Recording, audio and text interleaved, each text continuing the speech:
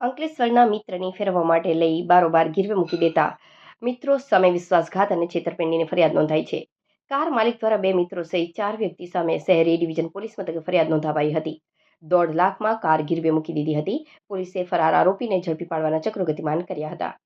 અંકલેશ્વર જ્યોતિ talkies પાસે auto service station ચલાવતા Imran Khan પઠાણની Baleno car ગત 5 માર્ચે તેના મિત્રો આકાશ લીંબચિયા અને સની મોદી અંગત કામ માટે 7 દિવસ વાપરવાનું કહીને લઈ ગયા હતા.